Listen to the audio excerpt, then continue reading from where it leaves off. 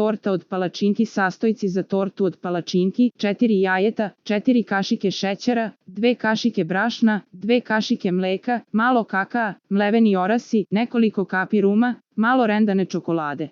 Torta od palačinki se priprema na sledeći način: umutiti čvrst sneg od belanaca i šećera, dodati žumanca, mleko i brašno.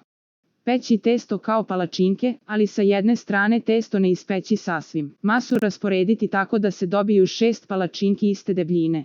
Na svaku palačinku staviti šećer pomešan sa kakaom, orasima, malo toplog mleka i ruma. Po želji torta se odozgo može posuti rendanom čokoladom. Za najnovije recepte kliknite subscribe, like i zvonce svaki dan. Najnoviji recepti, zato nas zapratite.